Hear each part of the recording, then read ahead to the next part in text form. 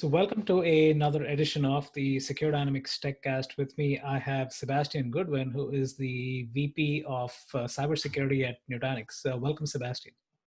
Thanks for having me.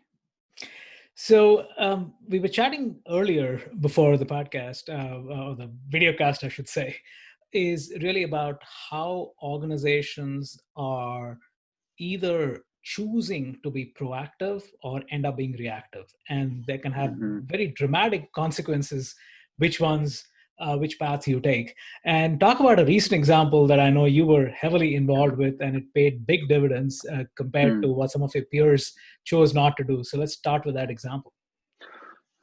Sure. In security, being proactive is the name of the game, and especially in these times where preparedness for operating during a crisis has really proven to be of critical importance in this stage right now, where people are forced to work from home. So, an example, a story relates to a tool that many companies use these days called Salt Stack, right? And there was a vulnerability announced. And this was at a time when we had just made the transition. So we went from operating in our nice SOC with all the nice screens on the wall and everything, and suddenly people couldn't come to the office. So we have our SOC engineers having to work from home, and that requires a rapid change in the tempo, the process that people are used for work, especially in a security operations function where you have a high velocity of alerts and a lot of data to sort through on a day-to-day basis.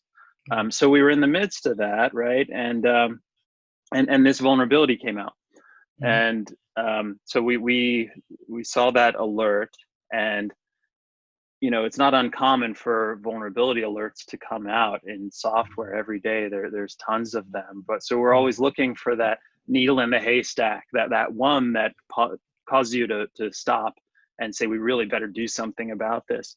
And for us, this is one of those. And so, we quickly jumped on it, patched it, and everything went fine there. But over the next series of days, actually within 2 days, we heard of companies, reports on the internet of companies that had been compromised. And we patched within 24 hours. But when you're distracted with all the things going on, with changing your processes, working remotely, sometimes these things can fall through the cracks. Even on the best day, these things can fall through the cracks, right? If you have a million security events coming into your SOC on a daily basis, and you're supposed to pick out the 3 that are important to take action on a good day, that can fall through. So in a crisis situation, when people are adjusting to a new way of working, it can fall through the cracks. And I think that's why it's important to be prepared and agile, and have the contingency plans in place and practice them before you need them. So as you were walking through this, one of the things that came to mind is you mentioned productivity, there's efficiency, there's people trying to grapple with their combination of home and office and kids and significant others and so forth, right? And you have this thing like the Salt Stack thing pop up, and security, let's say, like you said, it's a code red equivalent. So all hands on deck, let's get it done. But then from a CIO's perspective, from the IT department's perspective, it's like, what can go wrong, right? So talk about how that culture of camaraderie or culture of supporting each other during these times is even more important. How did that play out as well? Yeah, that's absolutely critical. And in any organization, it's that relationship between the CISO and the CIO, right? The IT org and the security org, and that mutual trust. That's really important. All too often, it turns into constant conflict. We want this to be more secure on one side, and on the other side, we want this to be better uptime, more convenient, easier for users. There's a natural tension between the two, but they're not mutually exclusive.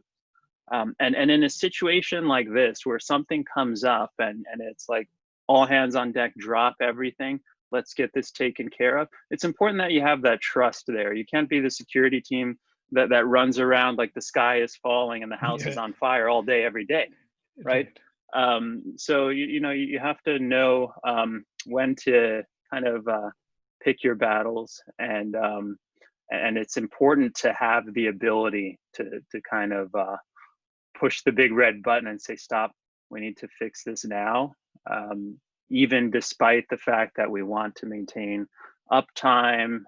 Maybe you're in a change freeze, or you have a change management procedure where a committee review board meets once a week to review it. All those things are critically important, but sometimes the security needs override them.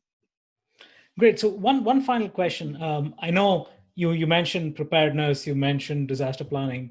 I don't think any organization on the planet was quite prepared for what we're going through right now, right? So talk about a couple of examples, again, just for educating the viewers, is what were some of the learnings that you had that you anticipated and that just played out, and maybe a couple of things that just came out of left field, but you were still able to reconcile and do well. Yeah, what we have learned through this, and what has worked really well, is that we like to meet our users where they are, rather than asking them to come meet where the systems are. And what I mean by that is, people value simplicity. They're used to consumer grade apps that are just, you don't have to read the manual first, you just use them, right? And for some reason, IT doesn't tend to work that way in all companies. A CIO friend of mine once said, people have the Jetsons at home and they have the Flintstones at work, right? And unfortunately, that tends to be true. So what I mean by we meet the user where they are is, we'll use systems like Slack quite a bit. And so that's where people are engaging and collaborating and communicating.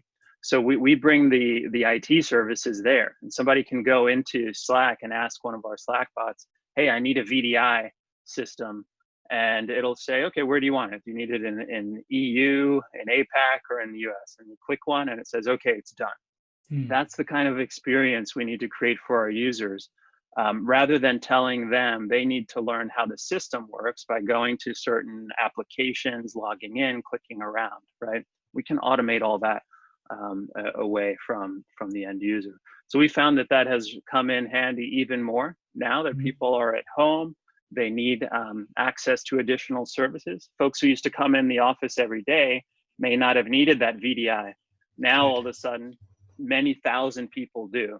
If it was a difficult, laborious process to get it, we'd have a lot of friction. And so we're really trying to prevent that. Great. I think that's a great example. Again, it's something that I'm sure most organizations are dealing with, just getting virtual desktops. So people, I was talking to somebody else the other day who had to open a Word document that supposedly worked better in Microsoft versus Word for Mac. And then they had to set up, exactly to your point, which is I need to set up a VDI environment so I can run Windows, I can open Word. So it's crazy, like in these times that needing help that you didn't even think you needed before you actually get to that point. So great examples. Sebastian, again, anything else that pops to mind? No, the example that you just mentioned made me think about, the VDI that I'm talking about is our Nutanix frame, right? And so even on my Mac or my iPad, I can open up a Windows desktop from the web browser and just the example you said, if I need to open up something in the Windows version of Word. So that's the type of capability that has really come in handy for all of our users right now while they're at home. Yeah. So again, a great conversation. Again, thanks for sharing those insights. I'm sure others would benefit as well, seeing your journey and how successful you and your team have been navigating through these trying times. Again, thanks, Sebastian, for your time. Thanks for having me.